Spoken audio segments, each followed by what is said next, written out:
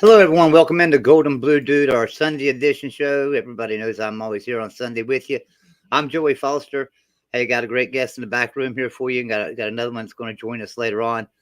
But I'm going to wait a little bit to bring him in because I've got something to talk about.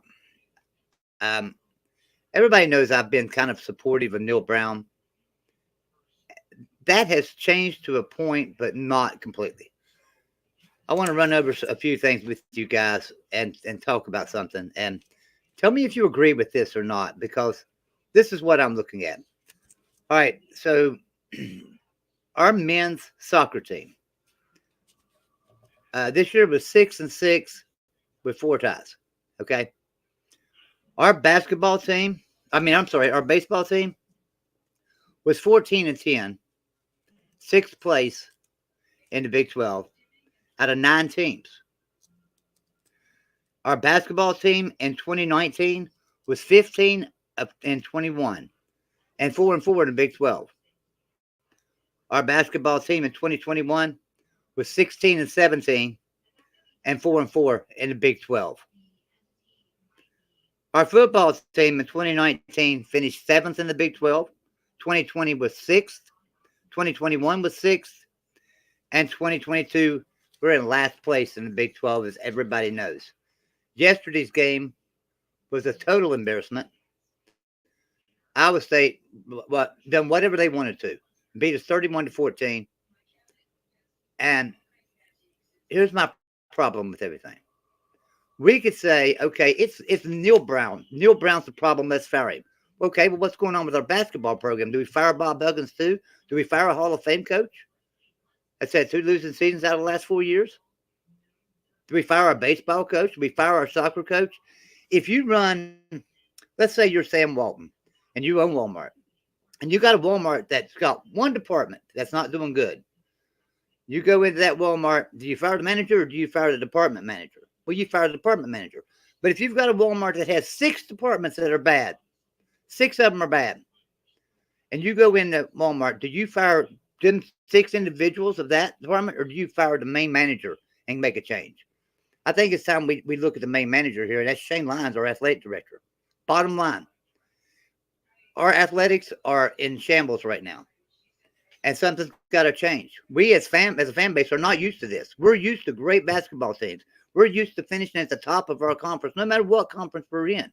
The Big 12, the Big East. You know, we've been in tough basketball conference. We're a basketball school ever since the days of Jerry West.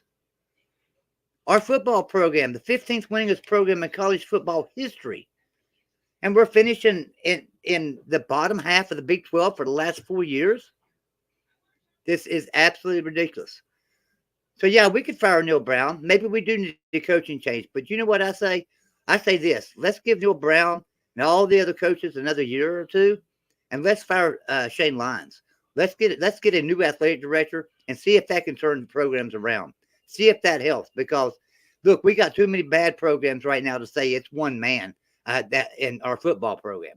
We can holler for Neil Brown to be fired, but then we have to do the same thing with Bob Huggins, right? It's not. I don't think it's their fault. I think it's the athletic department at West Virginia University. I believe it's time for a change at the top. That's Shane Lyons. Then let's see what Neil Brown can do next year. Let's see what Bob Huggins does next year. I think it's just crazy for people to be talking about, hey, we need to fire Neil Brown. And a lot of people saying we need to fire Bob Huggins. What are y'all talking about? Bob Huggins is one of the greatest basketball coaches in history. That'd be like the Alabama fans a lot of them are saying, hey, let's fire Nick Saban.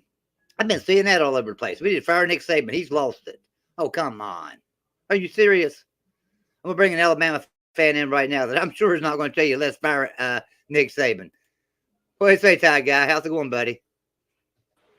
Hey, how are you? Yeah. I think the biggest problem that you guys are having right now is I think it's time to look at the athletic department. I just looked up while you were giving your speech, so I can have this number. But West Virginia, I'm reading in 2022, you have 10 assistants on that football team. And the total salaries are $3.8 $845 million. So for Yeah. those 10 coaches, that's only $3,845,000. It's not a lot of money to pay for talented assistants. And, I mean, Alabama, we spend that much on just our offensive and defensive coordinators, not clouding, the other coaches. So, Right. I mean, who do you want to bring in? Let's talk. You talk about Hugh Freeze. Say Tom Herman. These coaches don't want to come to West Virginia if they're limited on who they can hire as assistant coaches and your coordinators and stuff like that. You guys are a top 15 program all time in wins, but to continue them, I mean, they're going to have to open the purse strings just a little bit to get you some decent coordinators. I agree with that 100%. And that's not nothing that a lot of other fans have not been saying all along too. That it's time to open up the checkbook. If teams in the Big 12, other teams in the Big 12, if Kansas State and Kansas and Iowa State and all these other teams can open up their checkbooks and get decent coaches and keep them and retain them and give them raises, and they're not losing coordinators. They've got decent coordinators. They're paying them, and West Virginia can do it too. I would argue that West Virginia could probably do it better than Kansas State or an Iowa State. Maybe not Kansas because of their basketball program. They've got quite a bit of money that comes in that way. But, you're looking at schools, and we don't have no idea about TCU because, that's private. So we have no idea what they're paying people and stuff. But on the same sense, if they can afford to do it, West Virginia can afford to do it as well. We've got big name donors. I mean, we've got huge name donors. We've got the owner of the Arizona Diamondbacks, who's an alumni of West Virginia. He donates a lot of money to West Virginia University. We've got Oliver Luck, who's a huge supporter of West Virginia University. Everybody knows this. Went to West Virginia. We've got Jerry West, who's a great supporter. Heck, we've even got Jimbo Fisher as a great supporter of West Virginia University. We've got big time donors. So. And think about this, Joey. And I'm not going to talk about the top offensive and defensive coordinators, but look at the University of Iowa. They have a pretty good defensive coordinator in Phil Parker. And he's not making, a lot more money than what you guys are paying. So I'm not saying that you guys have to go out and overspend, but unfortunately, you're going to want to at least add a couple million to that, Yeah, I agree. To sprinkle through to 10 people. Because in all honesty, you're paying your coach now, what, about $5 million? So I don't even know. It goes up every year. I have no idea where he's making this year and where he's at. But in all honesty, you guys are all in. Let's say you make $6.2 million, which would be high, I would think. That would still only be $10 million for your football program, for all your coaches. And you think there's probably 15 coaches right now or 10 coaches right now that make that much money just themselves. We're not talking to your staff. I know. But I mean, like Michigan State, they're paying almost $10 million just for, Mel Tucker. Penn State is paying that for Franklin, So I think the administration at West Virginia needs to decide, are you guys going to be football? Do you want to be, do you want to continue the tradition? Because honestly, if so, you're going to have to open the pocketbook up just a little bit for your assistants, because there's no coach that, even Nick Saban, as great as Nick Saban is, we wouldn't have won our last 3 national championships had he not spent to have Lane Kiffin and Sark come in and revamp our offense. And, and so you kind of have to have that at West Virginia. Maybe Neil Brown isn't your problem. Maybe it's the assistants. And, the other nice thing about getting a good assistant, that also helps you get better recruits. Right. So it's kind of like a circle. You got your coach, you got your assistants, you got your players. And you got to put money for all 3, because if you're missing any one of those, you're not going to be successful. I hear a lot of people talk about this as well. That went, and I've said it myself. Jamil Adai and Jordan Leslie, they were co-defensive coordinators in 2020 together, and we had one of the best defenses in the nation. In 2021, we was going to go with one defensive coordinator. Jamil Adai left and went to Georgia, and then he left Georgia and went to Miami, where he is now. We made Jordan Leslie our defensive coordinator. Now, a lot of people look at that and say, Neil Brown made a mistake. He should have made Jamil Adai the defensive coordinator, and he didn't, and he left. Hey, maybe Jamil Adai told him, you can't pay me enough. There's not enough money here. I mean, honestly, when he can go to Georgia and make more, and he can go to Miami and make more, and not even be the defensive coordinator, it's pretty silly. Now, honestly, I don't know what his salary is, and I don't know if that's true, but here's what I do know. He wants to move up. He wants to be a defensive coordinator, and I'm sure he'd like to be one at West Virginia, but, it's going to take some money. And another thing, too, I talked to a good friend of mine today, somebody I think the world of. His name is Eric. Been a friend of mine, well, since we were kids. I mean, basically. Great guy. He lives in Houston. And I was speaking to him earlier, and we were talking about coaching and coaching changes, coaching hires, or fire chain lines. We were talking about all this. And he said something, and it really resonated, because we went back to the 70s and started looking at our football program and brought it through the decades. And he said, if we think about this, and Frank Cinetti, as our head coach in the 70s, he said, and he said this, always said this, we can't win unless. So he's looking at things as we can't win, period. We can't win unless we do this, unless we do that, unless we can do this or that. But Don Nehlen comes in 1980, and he says we can win if, not we can't win unless. He says we can win if, and that's true. All through Don Nehlen's era, he would continuously say we can win if we can get a couple of good recruits. We can win if we can upgrade our facilities, and we can win if we open up our checkbook and pay our assistants. I mean, this was stuff that done other coaches. So then we go to Bill Stewart. Rich Rodriguez. Rich Rodriguez was the same way. We can win at West Virginia if.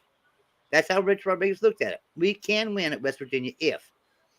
Go to Bill Stewart, pretty much the same thing. Go to Dana Holgorsen. Bring Dana Holgorsen in. And we get back to we can't win unless. That was Dana's big thing all the time. We can't win unless the players buy into our system. We can't win unless the players follow the rules. It was always something stupid through Dana's eyes. Now we got Neil Brown in there. Neil Brown, kind of a mixture of both of them in a way, but more of we can win if. But at the same time, you have to say he's also been like we can't win unless, because he does that in his press conferences. Well, you can't win when this player's doing this or this player's doing that. You can't win when you're doing that. Right. We need to get to say something that believes in the program. We got to get somebody that believes in the program that says we can win if, not we can't win unless. Right. And one of the persons in the chat, it's funny, they say, an SEC fan saying wait to fire Neil Brown, you would have fired him after 3 years. I'm old school. Okay. I come from, you give a coach 4 to 5 years. I'm Alabama. We give Mike Shula over 4 years. The problem is, you can say, well, we can't win because of this. We can't, one, you got to give a coach a chance. I am not a fan of even Alabama. Nick Saban retires this year. We get another coach in. We go, 6-6, 7-5. Hey, that's not good at Alabama, but give them a chance. Not many coaches can turn it around in 1 or 2 years. Okay, so you got to give them a chance. And you can continue to fire coaches. I mean, look at Auburn, what they're going through now. Look at what Florida has gone through since their last national championship. The problem is you got to be committed all. Hiring a coach is just part of the process. Like I told you, you got to have the assistants. You got to have facilities. You got to have, all this stuff. And I do think that by the end of the year, I'm hoping for you guys that West Virginia, they're talking about this. You guys have some donors. I think it's time to fire Neil Brown, maybe, if you want to move on. But before you fire Neil Brown, the discussion has to be made. If we fire Neil Brown today, who are we going to get? And whoever we get is going to cost us X amount of dollars, because you've thrown out Hugh Freeze. Do you think Hugh Freeze is coming to West Virginia for less than $8 million a year? No, he's making 6 now. You know what I mean? Now, he might take a Power 5 job for the same money. He might take a Power 5 job for the same money. But why take all the stress on of a Power 5 team when you don't have any stress at Liberty and make $6 million a year? Exactly. So now you're going to pay him $8 million, which is, about we're going to say, because I don't have the numbers, about a $3 million jump over what you're paying your coach. But if Hugh Freeze comes, he's going to have to talk with the administration that, hey, I can't bring 10 coaches on for $3.8 million. I need at least $5 to $6 million for my team. So now, if let's say it's $6 million, $8 million for him, so you're going to $14 million all in on your football department. So is your administration ready to do that? That's the question. That's just it. See, that brings me to my point of, hey, maybe it's time to make a change at the top in Shane Lyons. If he's not going to allow the budgets of the football program to be able to hire coaches, good coaches, and keep those coaches, if we want a football program that's going to be a winning program in the Big 12, we've got to do that. John Waffle, H2P, thank you for the $4.99 super chat. He says, off topic, but is it true that West Virginia taxes are funding Marshall athletics? I have no idea, to be honest with you. I don't keep up with Marshall one bit, but Marshall's funded by the state. So I don't know nothing about Marshall, but I would be shocked if taxpayer money goes to sports. Yeah, I would be too. I never heard that. So I mean, I also hear, and you probably hear this a lot too, Joey. And I lived in Iowa for a long time, so I use Iowa as an example. But Iowa all the time, everybody in Iowa complains how much Kirk Ferentz makes, how much Matt Campbell makes. Well, they're state employees. Well, the state don't pay that. A lot of the coaches now, a lot of that money is not only from revenue, but also boosters kicking in to help. And so, I really would doubt that West Virginia is funding Marshall athletics. Got somebody in the back room I'm going to bring in here in just a second, who had a big win yesterday. I'm real happy for him.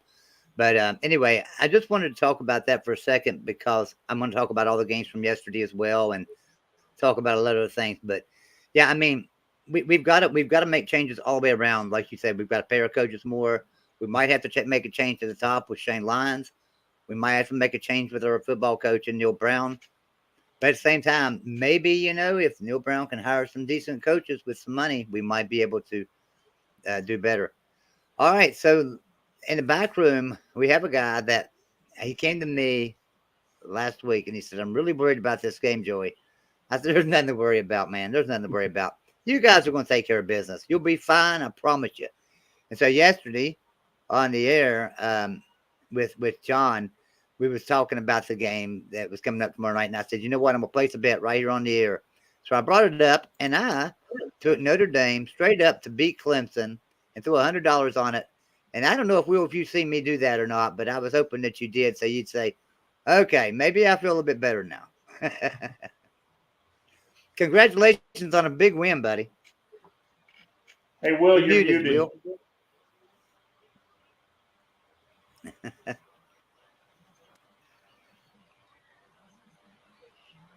Either that or else he's been screaming so hard from the victory that. Yeah, that's probably that's probably what it is. He went to the game. That's a great thing. He got to go to the game.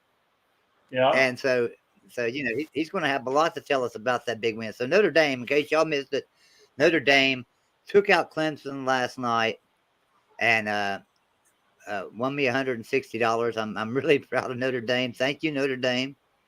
And then also Liberty took out Arkansas yesterday and won me $400. So thank you, Liberty, very much. He had to leave out. He's going to have to come back in. He's just not having sound. That happens with StreamYard sometimes. Um, so let me ask you a question, Ty Guy. Let's jump right into this. Alabama and LSU. You know, it's not the end of the world for Alabama by any means, but why are the fans acting like it's the end of the world and it's horrible? I mean, not every fan, but a Well, lot of them. because in all honesty, I would like to see probably 2 to 3 million Alabama fans just go bye-bye. We got a lot of bandwagon jumpers. We got a lot of people who've Yeah, only been fans since Saban. This is the first time since 2010 we've been out of the playoff hunt this early in the year. And I will tell you, I didn't agree with a couple of the coaching decisions yesterday Nick Saban made. But again, I'm an old guy. I don't believe in a lot of this analytics they have. We started yeah. chasing a point real early in the game. So we went for two twice, where if we'd have just kicked those extra points, we were good. But I understand, they got a chart and the chart says do this, do that, So I don't fault Nick Saban for, doing what he did. That's what the numbers say. But I'm still old school. I don't like chasing points early in the game. I will tell you, a lot of people are really down on Alabama the way we played this year. I think Oh, I'm some sorry, of it. Jeff. Hold on 1 second. I got to correct somebody in the chat here. Hey, Kenny, it was not. Shane Lyons did not hire Dana Holgerson. Oliver Luck hired Dana Holgerson. So, sorry, Todd. But I mean, we got some Bama fans who are, they're just down on it, and this team, for whatever reason, I don't know if it's coaching or what it is, but I mean, you've seen a lot of our games, and you see the stats where every game we're getting 10 to 15 penalties, and that's not a Nick Saban team.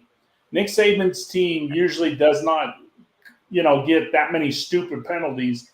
And I don't think this year that the urgency has been there for the players. In past, we lose a game and then, players are mad when we lose and they, get fired up and play. And I just didn't see that this year.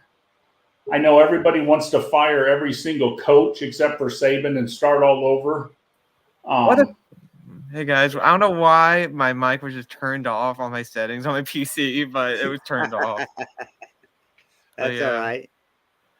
Great week for my Irish. Unfortunately, Kelly won, but you know what? I'm not going to let that ruin my weekend.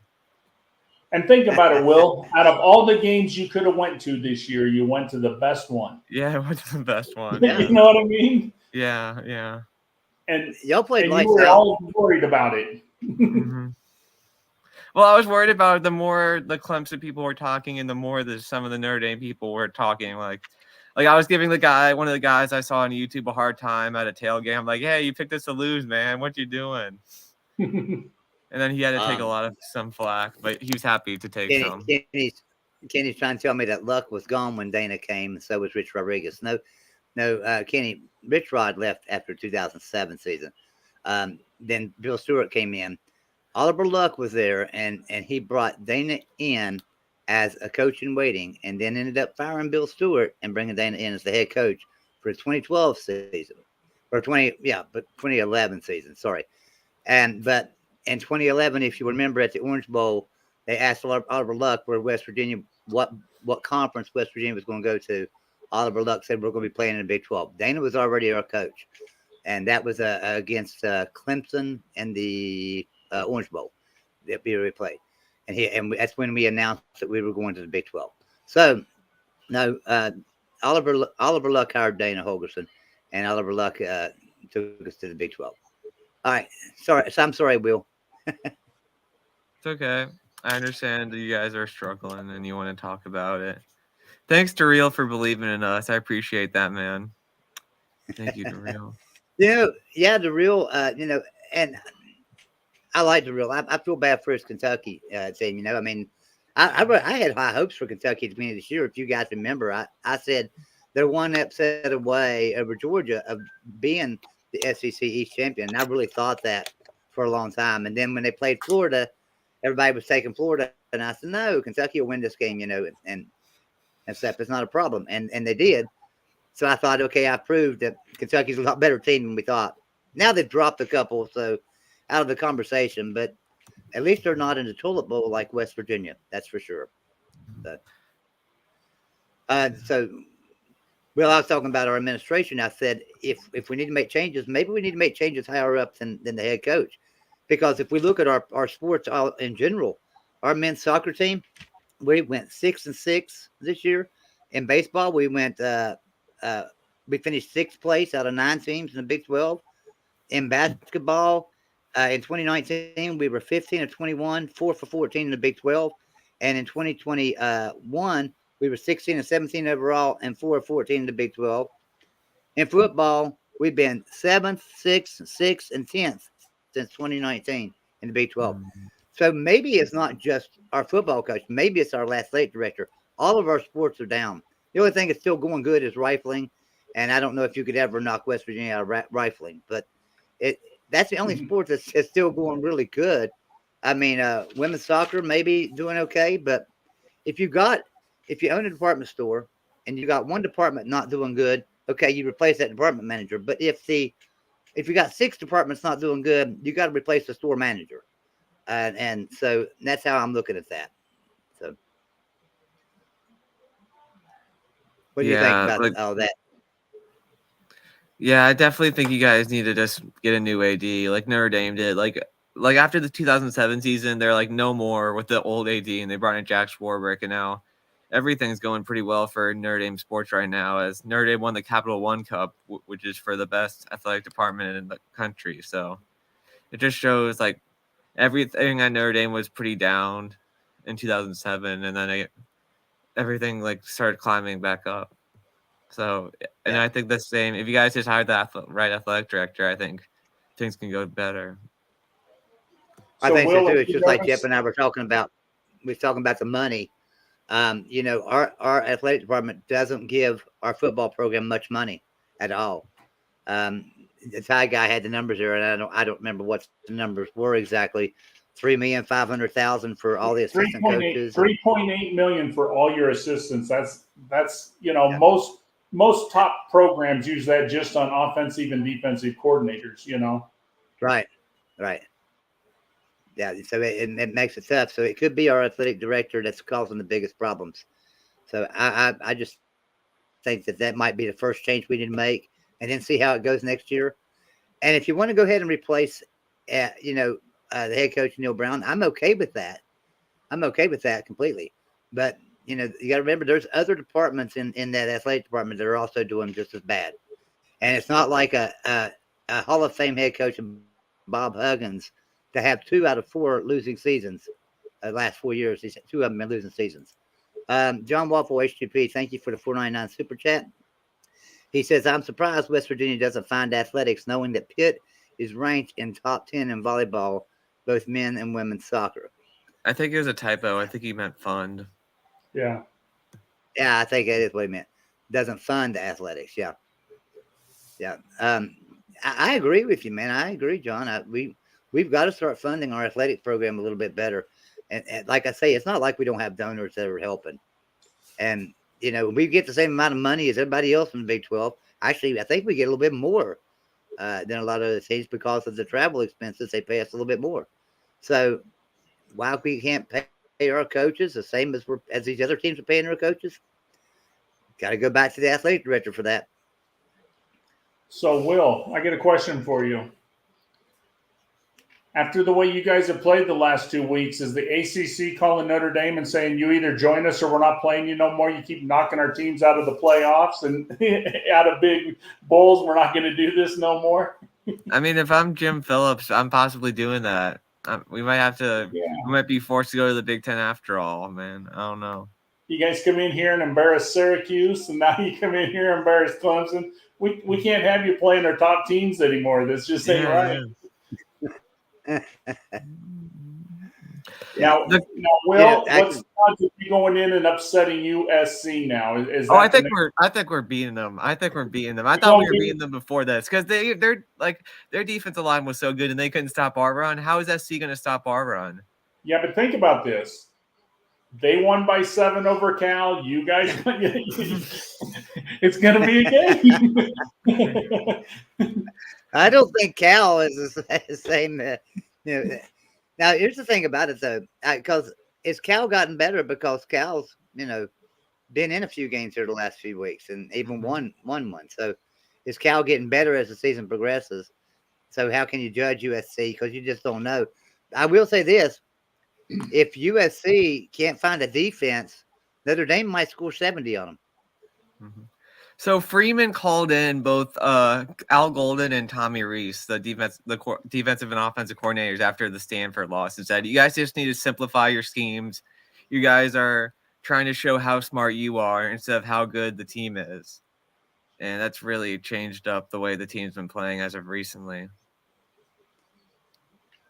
Yeah, I mean, because you think of all the Notre Dame fans, 3 games in, 2 games in, you were ready to pack his bags and get rid of him, and now, it's funny how a couple of weeks can change things. We talked last week about, Austin and Louisville. He was all doom and gloom. And now, Louisville had won a couple games and he's happy. And you think of Notre Dame, that Marshall loss took the wind out of a lot of people. I had to be defending. I was the Freeman defender then. I had to defend him pretty hard. Yeah, and now I want to go back to. I'm going to go back just a second if y'all don't care because Chad's still talking about this, and I'm going to touch on this a little bit more about West Virginia football and Neil Brown and all this stuff. So the reason that I've been pretty supportive of Neil Brown is because of the circumstances when he took over. When he came in 2019, he came in late. He had no choice but to just save the recruits that Dana Holgorsen had recruited that didn't fit his system, didn't fit nothing about him. And so he had no choice but to save them and hold them onto them to bring them in. It brings them in, and most of them transfer. Of course, they don't know Neil Brown. They've got to know Dana Holgorsen and that staff. So a lot of them left. So we lost a lot of players the same year in 2019. So then in 2020, more than players left, and all of a sudden, COVID hit.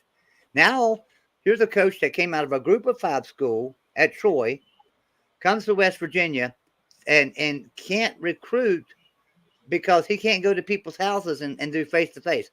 He don't know these kids. These kids didn't know him because he had never coached at a Power 5 level, so he wasn't recruiting these kids. He couldn't get these kids at Troy, so he didn't recruit them.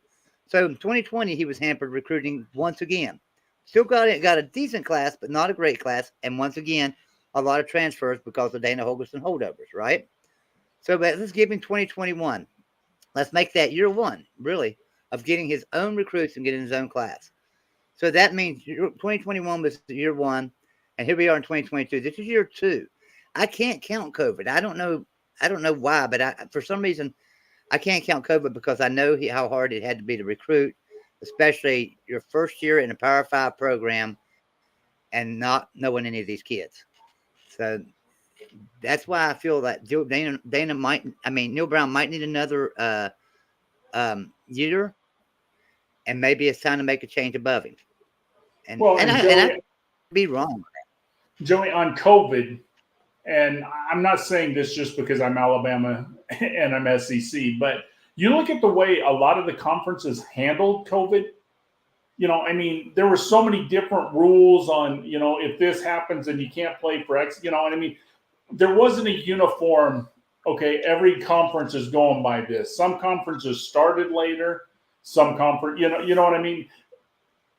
Look, you had the Big Ten come out and say, we're not playing.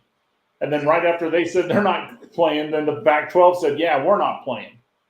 And then you had the SEC come out and say, hey, we're playing a 10-game all-conference, and then all of a sudden the ACC said, well, hell, if the SEC can do it, we're going to do it. Let's come on, Notre Dame. You don't have any, but everybody had different. So I can understand most conferences saying that COVID doesn't count, because the rules were so hard for the teams. I see a comment here, and it says, Joey, it didn't hinder any other program that year. And I agree, it didn't hinder any other program that year.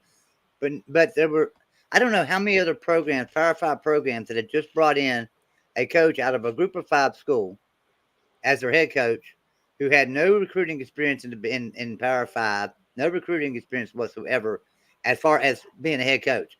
He didn't know these kids that he could go and get at West Virginia as compared to Troy.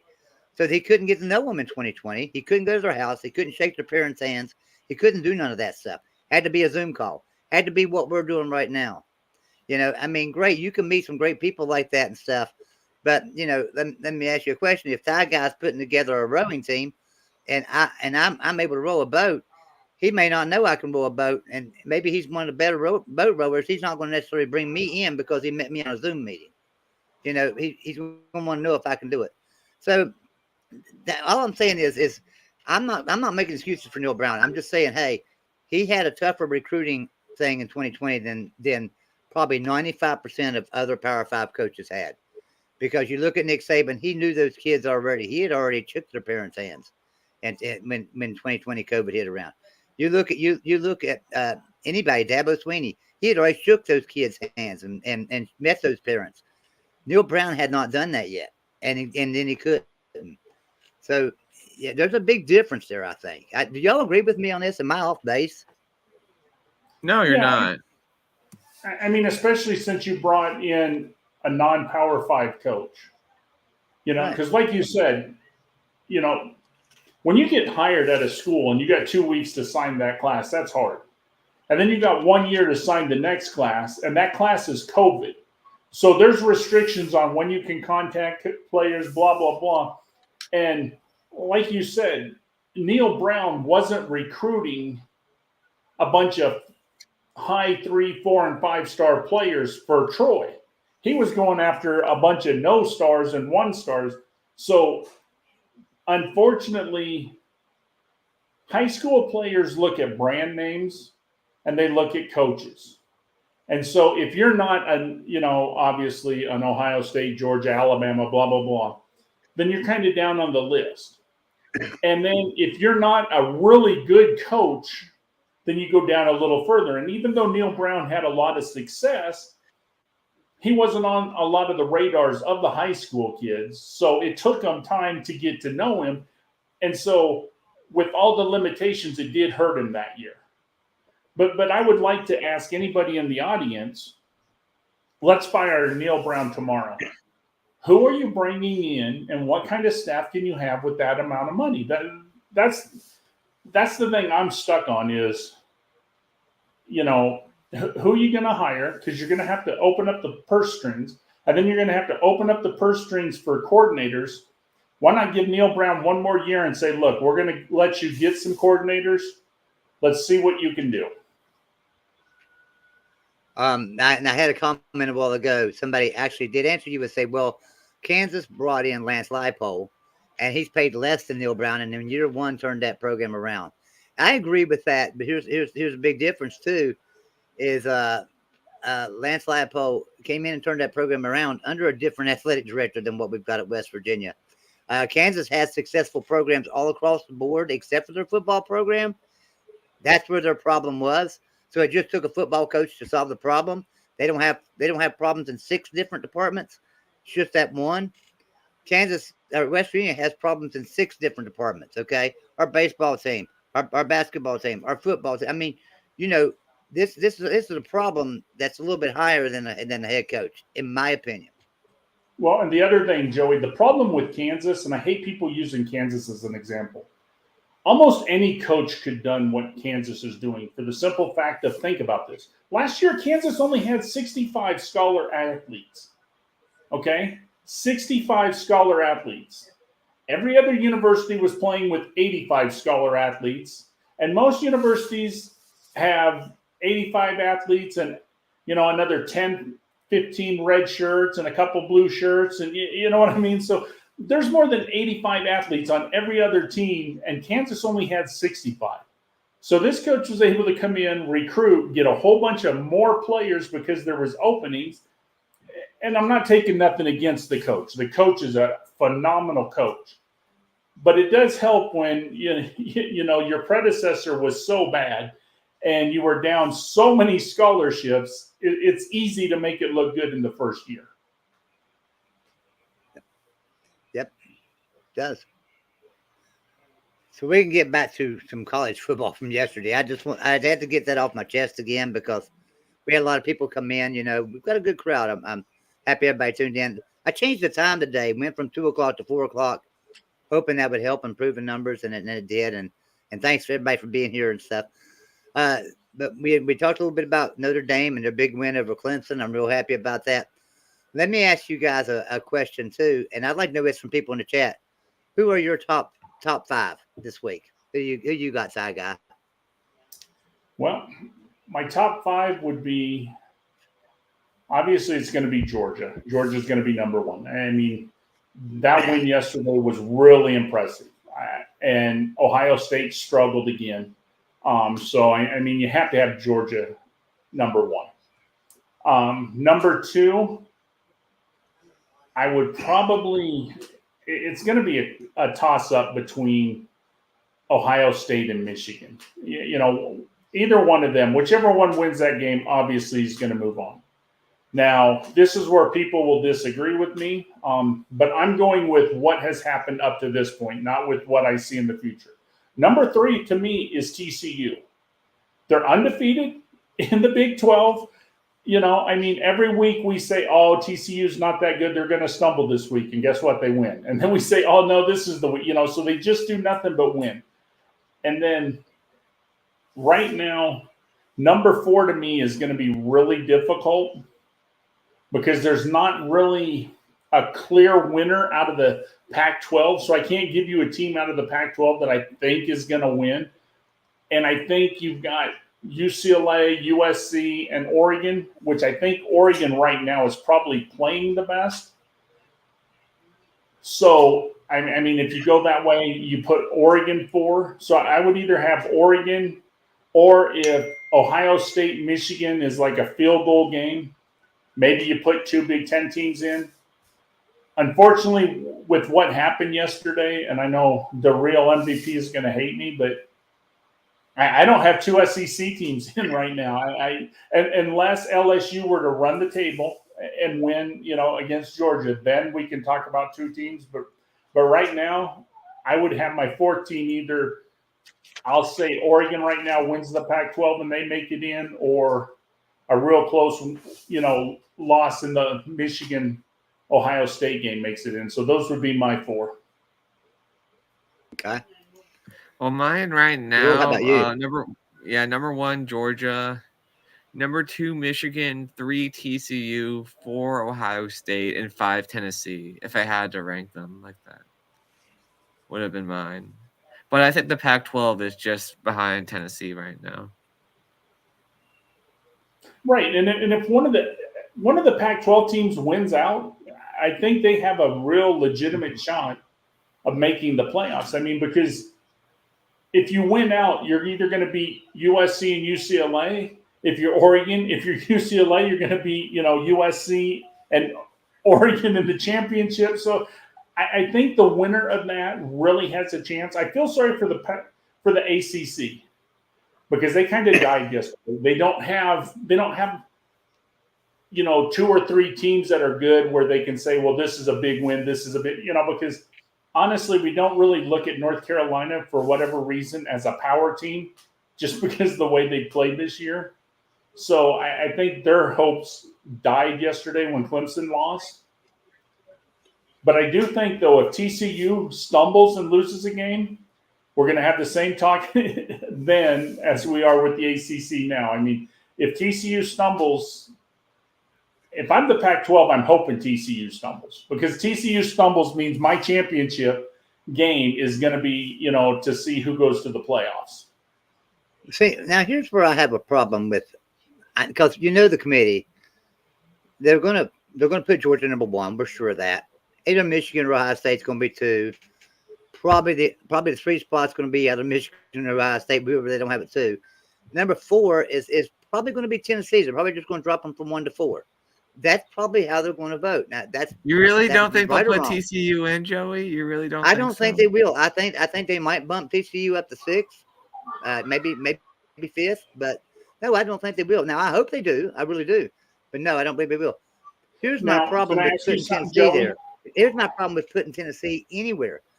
So Tennessee lost to Georgia, but so did Oregon. If you're going to put Tennessee in there at 3, then you better start looking at Oregon and putting them in there at 3 as well, because Oregon, that was game 1 of the year, and Oregon had to travel 3,000 miles to come and play Georgia at Georgia. I realized Georgia took out Tennessee, but guess what? They took them out pretty handily, just like they did Oregon. And this was later in the year when Tennessee had it rolling, right? Tennessee had their offense rolling and everything. Oregon's got things rolling right now. So I would argue a case for Oregon to be ahead of Tennessee right now. I really would. So now, Joey, let me ask you this, though, with Tennessee. Does it hurt Tennessee that Alabama lost yesterday? Because now that win against Alabama, which, Right. Alabama was number 3 at the time, and now with the loss to LSU, you know what I mean? That kind of diminishes the strength of the Tennessee win. Don't you agree? I do agree with that 100%. I really do.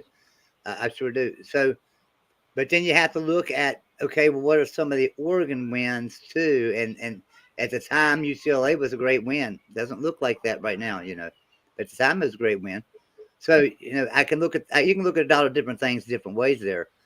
I just think that Tennessee and Oregon are pretty equal. That's my thought. I think Tennessee and Oregon are pretty equal teams. And But TCU, see, I was using I don't think TCU is the best. TCU deserves. I don't think TCU is great. I think Oh, TCU no. should be in the top 4. I think Yeah. TCU should be in the top 4. They deserve it right now. They deserve it. And if Yeah. they can go undefeated through the rest of the year, there's no doubt they're in the playoff. But because Michigan and Ohio State are going to have to play, and it's going to move a spot, so it doesn't matter. But here's my thought: see, is that that's the problem with the voting and the everybody's voting on these teams of where they're going to be, instead of right now, and that's what Yeah. I hate.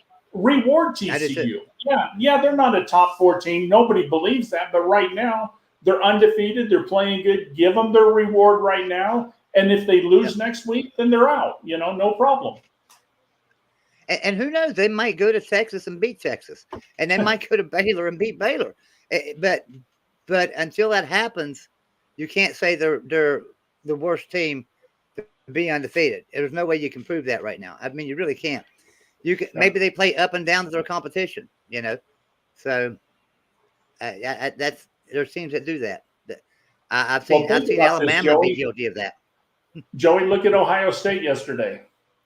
To win by 14 points at Northwestern, are you a top 3 team? You know what I mean? As bad as Northwestern, So they struggled. And then you look the week before that, Penn State was beating them for 3.5 quarters. So maybe TCU's that team. Maybe TCU's only playing as good as their opponent. You don't know. Yeah, I see people. I see Ohio State fans saying, "Well, there was all that rain going on and stuff. We couldn't throw the ball." Well, you're Ohio State, and you're supposed to be a top 4 team. Run the ball. You should be able to beat a 1-win team by more than 14 points by running the ball. I mean, it doesn't make sense with how good their offensive line's been under Justin Fry that Ryan Day is so bad designing running plays. Like, it's not that hard. Just get someone in your staff to do it if you can't do it. Now, my question, Joey, is there's Ohio State fans saying that? I can't believe that, because as an Alabama fan, all I ever hear from Ohio State is, you guys won't come to us and play us in October and November. That's football weather. You guys can't play in football weather, well. Yeah. I know it. I see it all the time. It's crazy. Now, I will say this, and another thing back to the TCU for a second. In their defense, if you had Oklahoma or Texas play the exact same schedule that TCU's played with the exact same scores that they've won by, okay, they would be number one or number 2 in the nation because they're Oklahoma or Texas. Bottom line, they would be number 1 or number 2 in the nation. Doesn't matter. You could put the exact same score on the board. That's how it would be. So that's where it's not fair. That's where the committee is. They're out of touch with the college football world. When we talk about we want some consistency, that's what we're talking about. We want some consistency there. That hey, this team's undefeated, and they're in the same conference as OU and Texas. But if OU and Texas played the exact same schedule with exact same scores, you'd have them up the top. It makes no sense. I hate that. Yeah, I would like to find 12 people, 12 knowledgeable football people, and for 1 year not let them watch any games. And then when the committee comes out, You show them the resumes without names, no names at the top. Here's your resume, and let those 12 people say, well, this is number one. Oh, wait a minute, TCU. Well, TCU can't be better than Ohio. So, you know what I mean? But make them look at a resume instead of the name. Right. Yep. I'm going back over here. I'm looking at Oregon's schedule. I'm trying to see. I'm trying to see what they've got left. So they play Washington next week, but that's at Oregon. Then they play Utah at Oregon, and then they go on the road to Oregon State. So they got 2 home games and then an away game, and 3 tough games. And it's at Oregon. They got 3 tough games there at the end of the year. I think an Oregon State game is going to be a really good game. You don't go into Corvallis, expecting to win. I was going to say, going into Corvallis here, the last game of the season, man, if Oregon goes in and they're 10-1, they could easily walk out of there 10-2. That's for sure. Well, and not only are they good, Joey, but remember, that's a rivalry game too. And we all know what happens in rivalry games, you know what I mean? So that'll probably be one of the better games that weekend to watch. Yeah, I'm sure it will be. Because I can't remember who the last games are in Big 12. Yeah. All right, so I'm going to go back through here and look at some scores and let's talk about a few games here. All right. Well, they've got everything so screwed up. Boy, this thing's jumping around. My stuff is going crazy. All right. So Ohio State, we talked about them going in Northwestern, winning 21-7, but sloppy 21-7. Georgia taking care of business, Tennessee, and we talked about Notre Dame taking care of business with Clemson. All right, Michigan took care of business with Rutgers, 52-17. We talked about LSU and Alabama and things, and you were saying you thought there was some questionable coaching questionable coaching there in that game, Ty Guy. What do you mean by that? When you said that there was some questionable problem decisions with Saban's decisions, and I'm not saying they're wrong, but I'm old. Okay, I don't have the analytic card. I don't chase the extra point, in the second quarter. I don't go for it 4th and 1 on my 25-yard line, no matter what, And Alabama, instead of kicking 2 extra points, went for 2 2-point conversions and missed them both. So that would have gave us 2 more points, and I mean, I understand you can argue all day long, 4 points don't help you. So go for the 2, go up by 6, then 2. Well, why? If you're up by 4 and you kick the extra point, you're up by 5 now.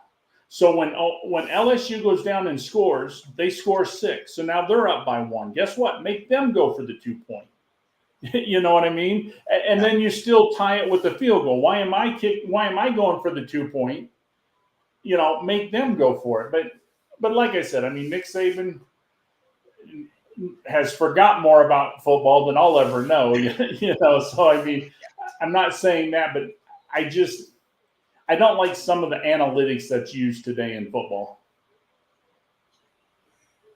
I agree. I don't either. And it seems like there's a lot of coaches going to straight analytics, and sure, I mean, numbers don't lie, that's for sure. But I believe in analytics, like for YouTube, for instance, because that's what I do is analytics for YouTube. So I mean, I understand that.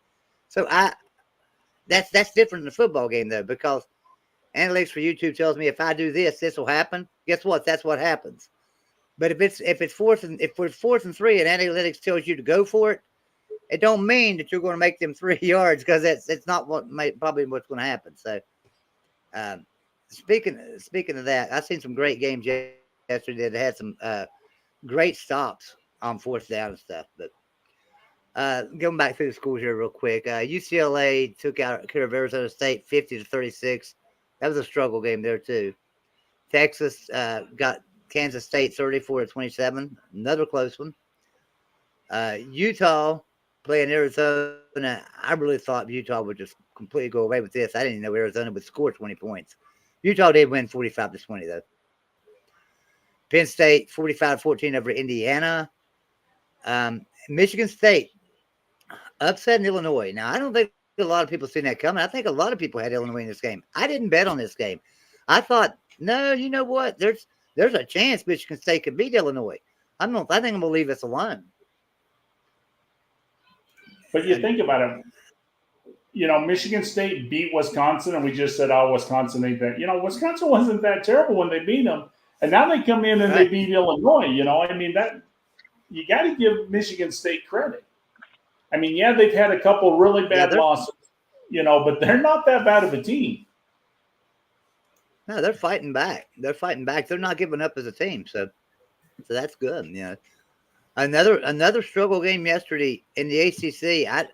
I tell you, ACC is just really down this year. North Carolina 31, Virginia 28. Yeah. North Carolina. That's a rivalry game, though. To be fair, that is a rivalry game, but yeah, so I agree. It is a rivalry game. Yeah, Joey, a game we can talk about just 1 second. Iowa for 2 weeks in a row scored over 20 points. They got 24 yesterday and beat Purdue. How did that happen? Yeah. But I still took the under and won. yeah, the under's still safe, but still. Yeah. That's all I've done all year long is take the under on Iowa and won every week because they can never hit the over. Yeah. That was amazing that they was able to score some points. I was getting kind of worried there for a little bit. I was like, hey, man, I'm going to miss they were scoring. It's like, who knew, but let's talk about another team, too. Another team that just fell off the cliff right now, and that's Oklahoma State. Just got destroyed last week by Kansas State, and then yesterday just took it on the chin again when Kansas come in. They went to Kansas to play, and Kansas just beat them 37-16, and it really wasn't that close of a game. No. Kansas is now bowl eligible. Yeah. I am really happy for Kansas. I really am. Oh, yeah. Well, and what is Kansas going to become? Because Kansas just unveiled they're putting, $350 million into that. They're starting to invest in some football. And they got a coach. Exactly. So if they open up their purse strings and, decide to keep him, they could actually, become one of the top in the Big 12 because you're losing Texas and Oklahoma. So who's going to take over, and who's to say Kansas don't fill the shoes, I'm going to go over here to chat for a little bit and scroll up through here and look. I'm going to give some shout outs to the chat, man. I appreciate you guys being here. Let me give a shout out to some people that are here. Let's do that. Let me go up through here. Let's see. We'll start with Roger Dodger. Thanks for being here, man. Mountaineer Mike, Jeremy Callahan, Mike King, Luke Bryant, Paxton, Jeremy Callahan again. Okay. Drill MVP. Thanks for being here, man. Drill MVP is a big Kentucky fan. Luke Bryant. Nightbot. Yeah, shout out to Nightbot for being here. Let's see. Mountaineer there with Kenny. Thanks for being here, Kenny. Appreciate you very much. Bo Stacker. And he says Texas will probably beat TCU, so it won't really matter exactly. I agree with that. Aaron Alley, a Houston fan, and Aaron wants us to take Dana Holgorsen back. I told him he gets to keep him. He says if the Big 12 is the worst conference, then why does the Big 12 have the greatest basketball? Yeah. Well, Big 12 is not the worst conference in football, Aaron. If somebody told you that, they haven't looked at the ACC this year, especially the ACC Coastal. Anybody watch the Miami game yesterday? You want to talk about somebody that's bad? Oh, Miami's got some problems. Honestly, yeah. I think the only person who watched the Miami game yesterday is a guy named Traveling Fools. And I don't even know if he wanted to stick around and watch it. You know why he watched it? He makes these YouTube shorts about how silly they are. So, like when they make a bad snap or he puts this like Benny Hill music to it and stuff and chasing the ball around. That's what he does. So, poor Coach Coop, John man. Waffle Coach here. Coop having to. Well, Coach Coop, he usually reacts to the games, but he actually went to this one. This is the one game that he went to, and boy, wasn't that fun for him. John Waffle, thanks for being here. JJ, thank you for being here. Nick DTV, thank you for being here, brother. Going down through here. Alan Aaron, thanks for being here. He says Notre Dame beat Clemson and North Carolina, but lost to Marshall. I think they meant that for you, Will. It's okay. The Marcus Freeman era officially began last night. So after this Yeah, season, we're just that going to was forget good. about those games after this season. Well, and Joey, to Uh, answer the real MVP 24, he asked a question: who wins a game first, Miami or Texas A&M? I'm going to say Texas A&M because after next week, They got the UMass. SEC has their cupcakes. So yeah, I'm telling you, if Jimbo does not eat that cupcake, he will be gone. I don't know how he has his yeah. job now. If he loses to that cupcake, it's over. Mountaineer Mike's here. I think I've shouted him out already. Anthony Easton, thanks for being here, buddy. He said ACC might be down, but not as much as WVU. That's not true. I mean, like we were just talking about, Miami does not look like a team that could beat West Virginia right now. West Virginia beat Sisson, Virginia Tech. yeah, and West Virginia beat Virginia Tech. That's right. Krista Sisson says, I think if Brown isn't fired this week, West Virginia fans need to make a statement and stay home next week. If you want to make a statement, hit them in the pockets. I hate it for the kids. I hate it for the kids too, I really do, because I know that the team likes Neil Brown and stuff. I like Neil Brown. I think Neil Brown's a great guy. He's a great steward for the state. Yeah, a lot better than Dana was for the state. But Mike King says West Virginia is mediocre and the fans are getting used to it. No, I'm not used to it. I'm definitely not used to it. I want to be back up on top of the mountain, that's for sure. Dennis Pfeiffer, thanks for being here. He says KU really needed the bye week. Yeah, they did, and came out swinging. Got the Daniels. Jalen Daniels is back, right? I mean, did he play yesterday? I know he was supposed to be questionable, but I don't know if he got to play or not. So yeah, that's great. So hopefully you guys can get back on the winning side of everything. CKS, thanks for being here. He says Arizona scored 10 points late in the game after it was over, and Witt literally cleared the bench and put in fresh red shirts from practice squad. Zona only put 10 on Utah, the first defense. Okay, thanks for clarifying that for me. I didn't get to watch the game. I just seen that it was a close score, so that's my fault for assuming that. You're right. Kevin the Bacon is here. Thanks for being here. He says, doesn't help win football games. He must be answering somebody else in the chat there.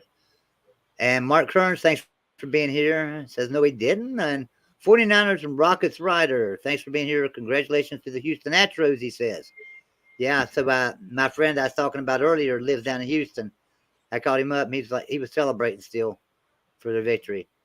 Congrats to Dusty Baker, Donkus man. I like Dusty. Well, and that game was all to prove to everybody that tacos are better than Philly steaks. Now, this is really good that the Astros won because every time the Phillies won, recession.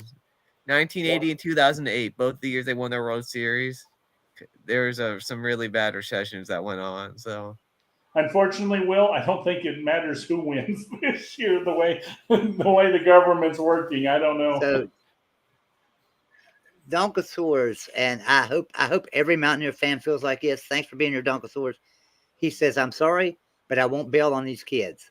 I will be at the Oklahoma game this Saturday against West Virginia. So that's the way to do it, man. I'm glad you feel that way. Yeah, we shouldn't bail on this team just because coaching staff and athletic directors aren't doing their job. It's not the kids' fault. They're working hard. They're doing their job. Maybe they're just not being coached right. Maybe it's other problems. Who knows? Well, and think about it, Joey. If you guys decided to boycott this week's game, right? What 80 or 90% of the tickets have already been bought, so you already paid. You know what I mean? So you're not hitting them really where it hurts. All you're doing is showing the kids that, you know what, you're not good enough for us to cut. You know, if you want to boycott, then everybody send a letter to the administration and say, if things don't change and change in a hurry, we're not going to be season ticket holders next year. You know, that's the way you hit them.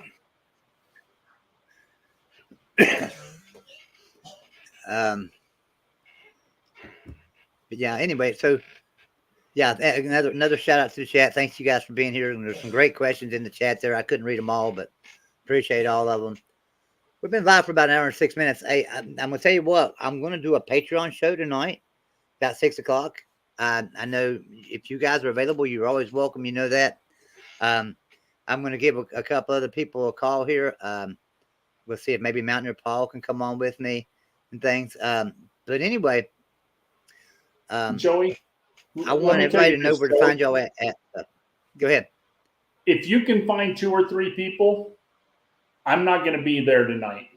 If you can't find somebody, let me. Yeah, I know you're moving. I'm in the middle of moving. We're finally in the new place, and he had to take some time out to come on here for me today, and I really appreciate it. You know what? There's one more game we need to talk about. There's one more game we need to talk about. I just remembered this game. I'm sorry. How good is Liberty to go into Arkansas and beat them like that? Now, I bet on Liberty. I said Liberty was going to beat them. But how good are they? I mean, Liberty's looking really good this year. Well, and I look really stupid right now because at the beginning of the year, I talked up Arkansas and how good I thought Arkansas was going to be. I did too. And then they lose Liberty.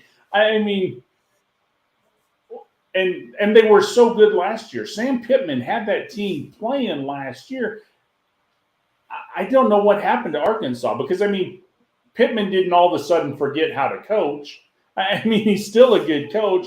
They got the players. I know in a few of the games, they lost to A&M because of, a bad field goal and this and that. But, I mean, yeah, how bad is Arkansas right now and how good is Liberty? I mean, Liberty looks strong.